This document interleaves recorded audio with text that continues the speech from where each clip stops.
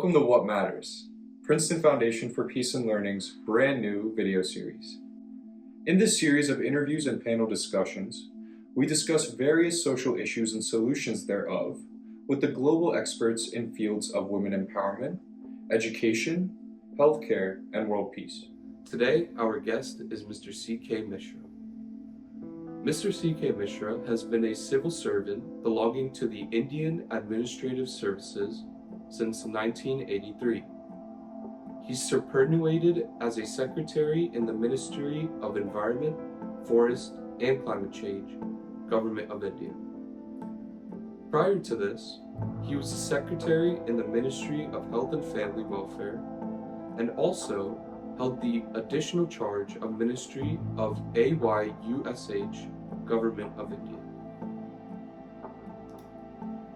As the Secretary, Ministry of Environment, Forest, and Climate Change, he led the Indian efforts at addressing climate change issues and at policy interventions in matters relating to pollution and air quality. He led the Indian negotiations at important forums such as the United Nations Framework Convention on Climate Change, Conference of the Parties, also known as COP, to assess progress in dealing with climate change.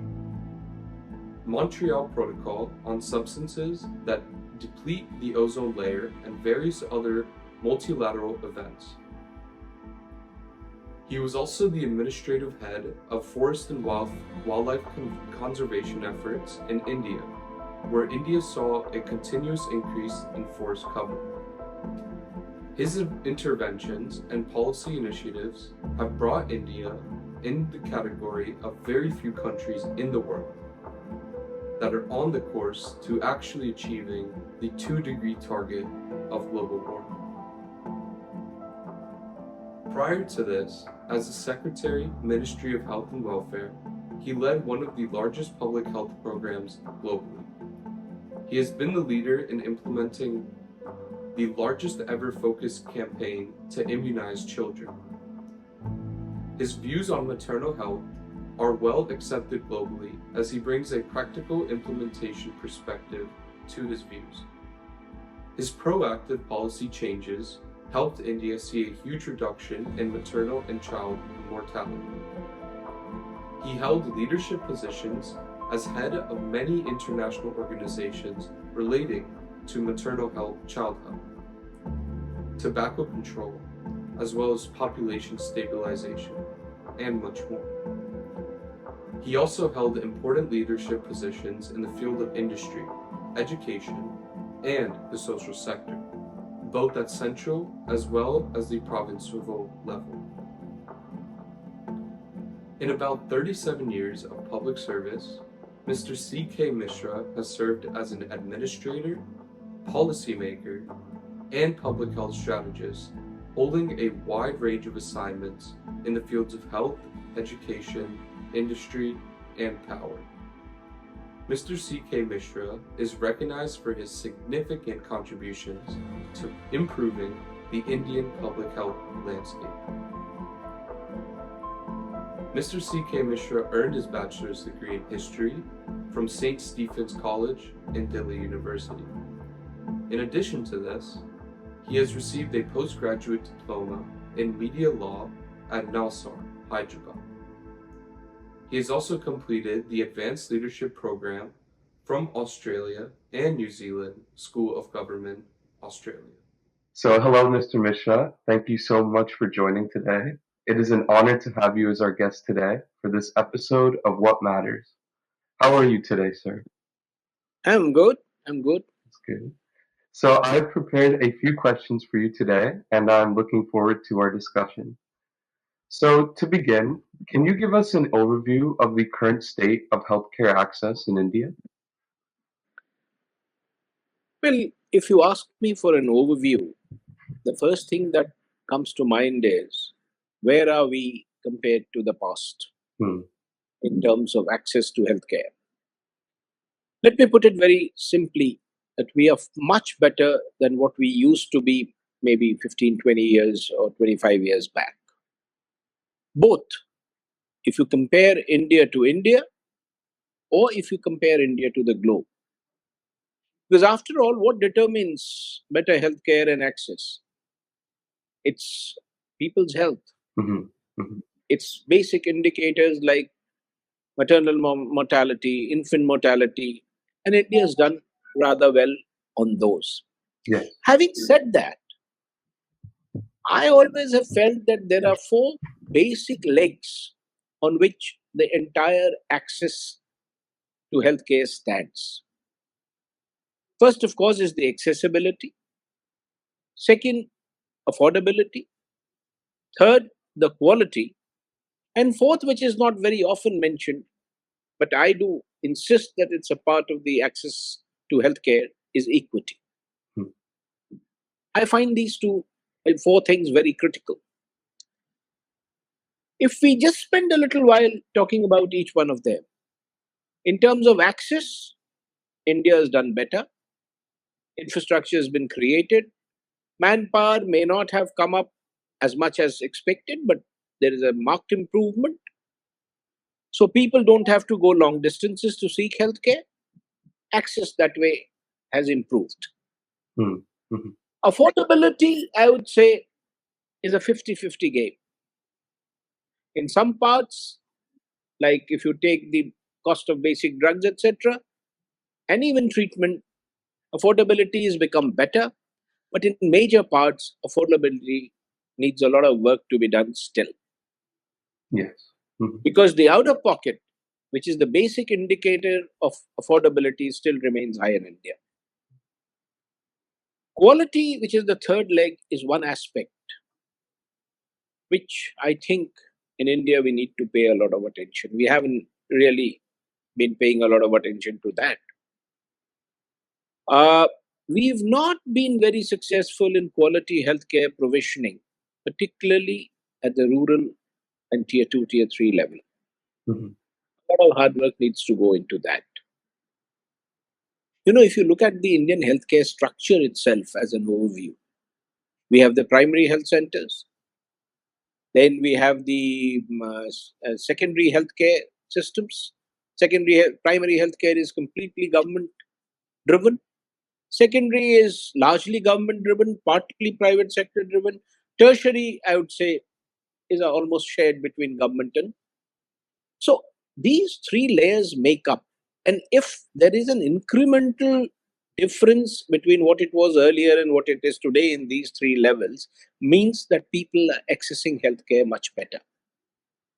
So the sum and substance would really be that the access to healthcare in India is improved, much better, and it has done much faster than rest of the globe.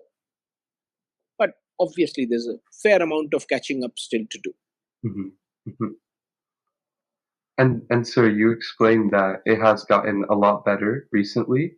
I was wondering, could you explain the primary challenges the Indian government is currently facing in ensuring equitable healthcare access across the country? See, one of the biggest challenges in healthcare is inequity, whether it is sex inequity, whether it is rural versus urban inequity, whether it is the rich versus poor inequity. Healthcare challenge and inequity is very strong.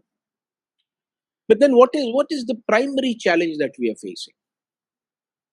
Let me say that the primary challenge also rests on three basic issues: finance, infrastructure, and manpower. This is what would get to define the primary healthcare scenario in India in particular.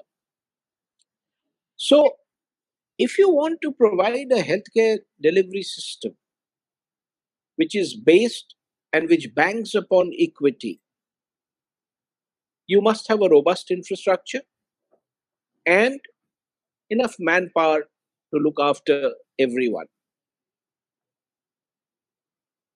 And also, you need the finances to back these two things. So, government as well as private investment into healthcare needs to constantly rise if we want to provide equity in healthcare services. On the other hand, you have the issues of drugs and diagnostics, which many a times are out of reach. So we need to work on all this. But if you primarily try and understand the basic challenge that the entire healthcare sector faces, it is one of lack of investment.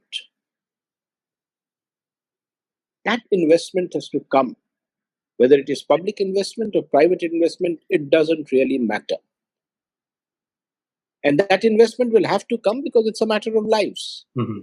Yeah. So inequities, I guess, in any part of the world, I mean, you take the best of the healthcare systems in the world, they also are not equity driven. There is inequity everywhere. But it becomes starker in developing countries. Also because the facilities are not good enough or near enough for people to access. Let's take example of a tribal area, for instance. They face far more hardship in accessing healthcare than other areas. So these are issues which will need long-term solution. But I guess the immediate challenge that we need to overcome and very quickly overcome is keep on expanding the infrastructure, keep on adding to the manpower. We have done very well as far as the pharma is concerned, the drugs availability is concerned. India is known as the pharmacy of the world. We are the largest generic producers in the world. We have done extremely well in that field. But those drugs must reach the people who need it. Yeah. Mm-hmm. And that linkage, I feel, is one of the biggest challenges that we have today. Mm-hmm. I see. Mm-hmm. And sir, what major healthcare schemes has the Indian government implemented to improve this access to the healthcare? There are many, many schemes. I'm not going to get into details, but Sure. broadly, let us understand how the healthcare situation has moved period to period. Mm-hmm. So I would like to divide this into two parts, and that is pre 2005 and post 2005. The reason why I say so is that a milestone was achieved in 2005 when the National Health Mission was launched. This is one of the most successful programs on healthcare that India ever launched. And I can say it with confidence because I've been mission director of this program for a long time. This was one targeted program which looked very differently at the healthcare provisioning in primary, secondary, and tertiary space, largely primary and secondary space. All these things, including immunization, for example, where India has done extremely well, are a product of the National Health Mission. So, one of the major programs I would say that India launched to reduce its infant mortality, maternal mortality, increase its longevity, make sure that every child who is born survives and thrives through immunization, through other steps, disease control programs, all were inbuilt into this one package of National Health Mission. It was center driven, but phenomenal contribution by states in India. You must also understand that in a federal structure where health is a state subject, you cannot always drive programs from the center or the union. But this is one program where every state came forward in a significant way to improve it further. Then, Government of India of late has launched several programs, including the Pradhan Mantri Arogya Yojana, Jan Yojana, the PMJY, as they say, the aims like institutions. Yeah. So this is tertiary care sector where government has made a lot of investment.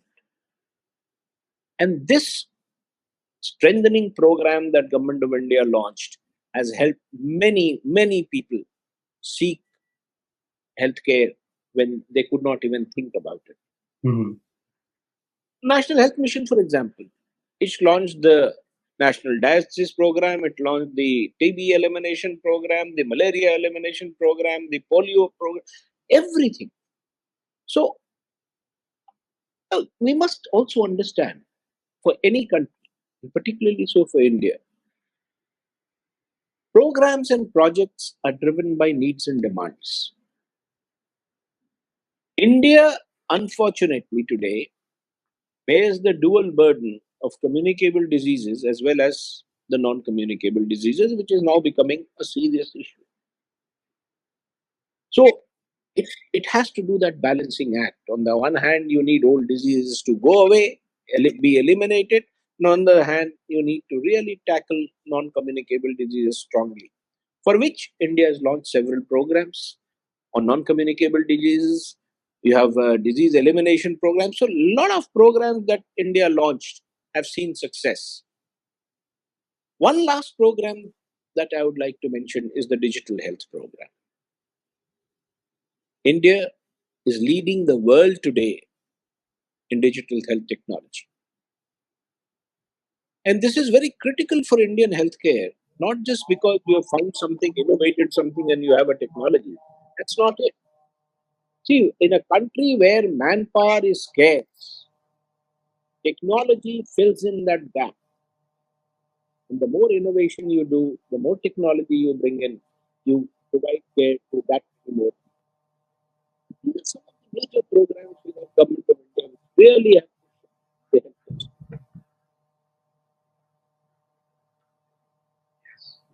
And sir, I know a very popular scheme is also the Ayushman Bharat scheme. Could you Yeah. elaborate on that program and its impact so far in the country? Yeah. Ayushman Bharat, which is one of the more recent programs of government of India, is, I would say, a crow brother of the National Health Mission in primary sector and this being in tertiary sector.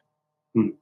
So it's an insurance-based program to an identified population, which is a guaranteed healthcare program. It's an entitlement. Currently, it's an entitlement of 5 lakh rupees in all empaneled hospitals. So, any family which is holding the Ayushman Bharat card can seek tertiary care up to 5 lakhs year on year for either himself or his family which is enrolled in it. This, I would say, is in a way a revolutionary program because insurance has been dovetailed with government social reform kind of a thing, where the government is paying the premium and the beneficiary is getting the benefit out of the best of the hospitals in the country. So, with growing NCDs, this is going to be one of the most successful programs, and the investment in this program is only increasing year after year. So, what we have done is you have not just assured but guaranteed treatment to people who earlier could not afford it. In a long term perspective, this is really going to bring down the out of pocket expenditure in India. Mhm. And what are the main challenges that the government has seen in implementing all these healthcare schemes effectively? You said it while you mentioned it. The challenge is implementation. Hmm. There's no dearth of programs, and to a great extent, finances are also there available for those programs. The challenge lies in actually taking it to the last mile and ensuring that the person who it was intended for gets it. In that implementation chain, India presents a very peculiar picture. If you ask me, is this program successful? And the moment I come back and tell you that it is successful in 15 states and not successful in the rest. So it varies from state to state. But overall, implementation has been a challenge. And one of the major reasons of that challenge is lack of capacity. Now, even if you make a lot of finance available, we've not been able to build capacity at the local level Hmm. to really absorb that finance and put it to good use. The problem is that money can always be used, but if you really want success, money must be used well, Yes. and that needs capacity. It is that capacity which is lacking to a great extent. It is the human resource which becomes a challenge. In some cases, it is technology and cost of technology which is challenging us. Hmm. So, speaking on technology, what role does technology play in improving healthcare access? And what are the government's plans for leveraging the digital health initiatives? Government's plan on digital health is very ambitious because it is the best gap filling arrangement that you can have. But before I say anything, since you have asked this question, let me tell you something. Technology can never be equal to healthcare delivery, Hmm. but technology is the biggest enabler in healthcare delivery. It replaces requirements which you are not able to fulfill. Telemedicine technology, for example. Let's take just one example. I mean, if you can treat a person from a distance through a telemedicine technology, whether you have a doctor sitting there on the spot or not is irrelevant because that technology covers up for that. And health space in India is one of the largest space where innovation is happening by startups in a huge way. Hundreds of them every day. My only lament of that is that not many of them reach a commercial scale. But even so, there are innovations happening everywhere. So digital health and technology is the top priority of government. But I am a strong old school believer who feels that this is necessary, but then it will not be effective if you not back it up with a personal contract of healthcare delivery at the lower level. Hmm. Mhm. And what measures has the Indian government put in place to ensure that these healthcare programs remain sustainable? See, all the programs that have been framed and charted out by Government of India, one of the basic things has been sustainability. So what sustains a program? A, the political will. B, the correct kind of machinery to push that program. And C, adequate finance to back it. So wherever we've built programs, these are areas where we've found all these three. Let me give you one example of political will. Various changes in political dispensation have not changed anything in the National Health Mission, for example, because that's a sustainable success story. And one of the qualities of Indian polity has been that something that has been successful is pushed by every government. Yes. So, sustainability is ensured on the supply side by financing it, adequately manning it, and providing it the requisite resources and wherewithals to run it. And on the demand side, by making people aware that these facilities are available. India is one country with very low levels of health seeking behavior. People in India actually go to health facilities only when they are rather sick. So, when you have facilities, you actually inadvertently kickstart the demand also. And people start seeking, healthcare. If the demand and supply side are constant for a longer period, sustainability comes with it. Mhm. And sir, we touched upon innovations and healthcare innovations a little bit earlier. I was wondering what innovations or new approaches is the government considering to further improve healthcare access? You see, we need a lot of innovations in our outreach programs where we really get into villages to provide healthcare, and that is a focus area. Another major focus area would be diagnostics, Mhm. where we actually want to go to people. I mean, things have changed drastically on the field. Pathology, for example, this hub and spoke model has changed the entire grammar of testing. These are very critical things that have happened, and you know, in India, the sheer number demand that you act differently.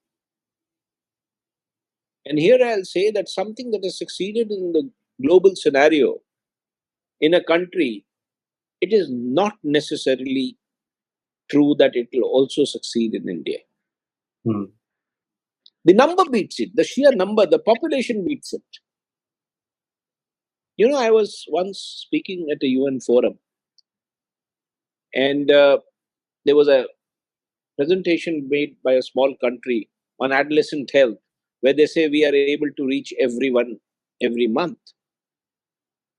I said the problem with India is you have 250 million adolescents plus adolescents. It's the number. So you have to innovate. You have to think differently. And it is very, very fortunate that now even government is promoting this different thinking and different approaches. And we are getting world-class entrepreneurs to actually enter this, brightest of minds to look at innovations in healthcare. Mhm.